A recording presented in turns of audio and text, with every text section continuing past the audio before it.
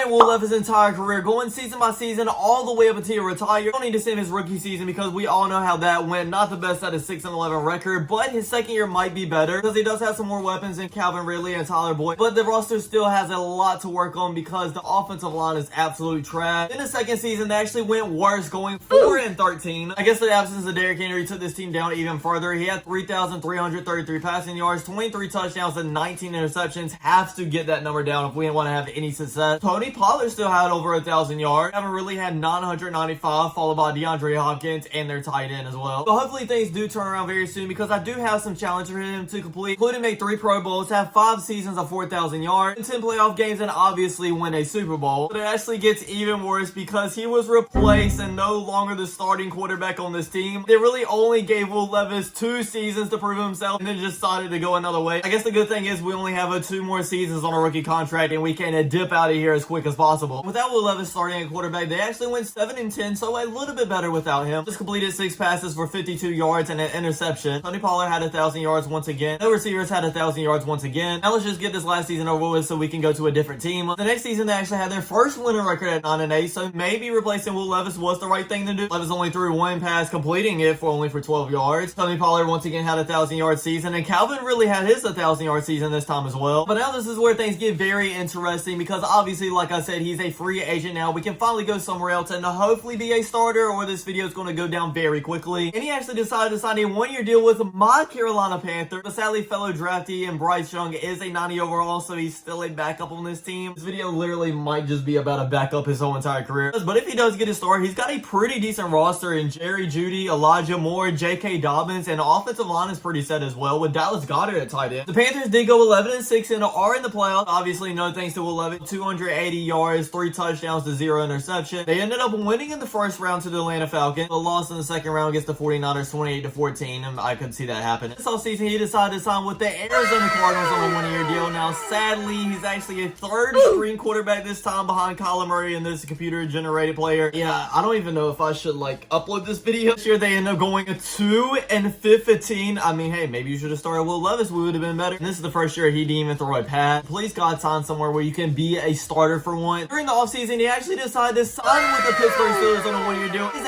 actually a starter again as well. Please, Will Levis, you need to lock in. Show the Pittsburgh Steelers that you can be their franchise quarterback and sign to a long-term deal. Because if you don't, your career could be over very, very quickly. He actually has the offensive line to do so as well. With George Pickens, who is a 92 overall now, an 80 overall running back, and Xavier Legette is on his team as well. They ended up going 7-10, so not a terrible record, but I wish it was a lot better. He almost had a 4,000 yard season, 3,700 with 22 touchdowns and 9 interceptions. George Pickens had 1,000 yards. Actually didn't resign with the Pittsburgh Steelers, but he actually didn't sign with any other team because he's still an NFL free agent. After spending 3 years as a free agent, he decided to retire during the 2033 offseason, playing only 10 seasons in the NFL. I'm sorry this is such a short video. I did not think his career would go anything like this. I at least thought he would be a starter for most of his career. Thanks for watching, everybody. We'll be back to our regular scheduled program next video, hopefully. Don't forget to like, comment, subscribe. I'm gonna check you guys out next time. Peace.